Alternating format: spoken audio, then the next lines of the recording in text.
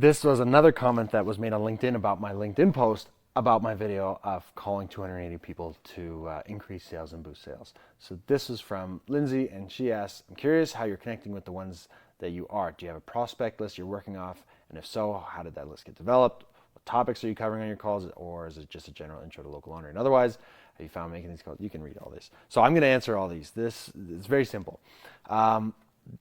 You start off with, again, you got that CRM, you got HubSpot, you have you got that BCC email that's automatically building that contact list for you. So highly recommend connecting your email to HubSpot or a CRM similar to HubSpot. We used HubSpot because it's completely free. There's a free version and it gets the job done. Not too many bells and whistles, but it does exactly what we need it to, which is every single email I send, there's a little BCC email to HubSpot, and that email goes to HubSpot. It extracts the contact details, the company details, and it adds them all in automatically. So just by emailing, going through all the people that you've ever emailed, you have a whole list of contacts. So the first thing I did is I went through that list in HubSpot, and I went through who were my existing customers, who have bought from us before, or who are currently interested in buying. And I would call every single one of them, right? Hey, it's Connor Kern, co-owner of Local Laundry. You bought sweaters from us last year. Just want to catch up, see how things are going. Do you need anything? And most of the time people say, oh, no, I'm good. Thank you. Really appreciate it. I'll keep you in mind. But the odd time, people would be like, I was just going to email you. I was thinking about you. I hadn't had time to message you. Love that you called. We actually have an event coming up. Can you help with this?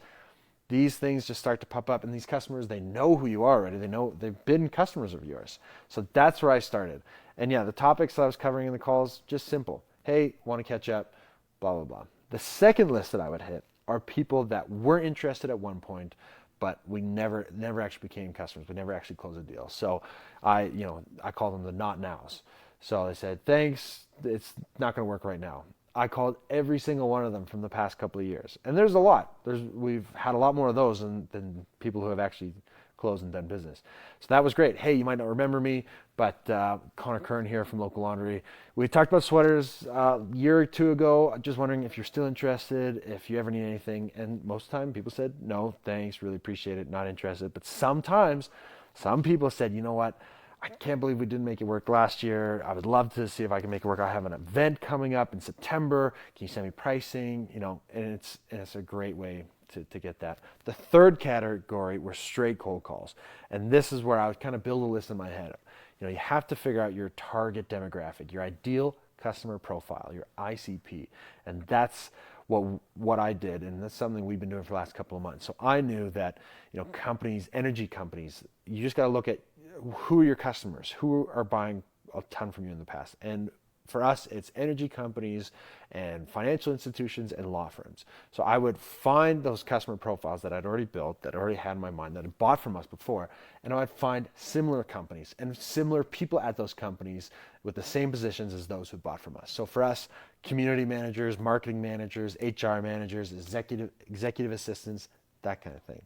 And I would I started with Calgary, just Calgary, because if they're from Calgary, there's a better chance that maybe they've heard of Local Laundry. Maybe they've seen the YYC design.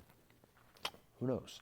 So then I just, what I did? I called the office, Googled a bunch of similar sized companies, and I just called the office. Hey, can I speak to the HR manager? Can I speak to the marketing manager? Do you have a community investment team? I'd find them on LinkedIn.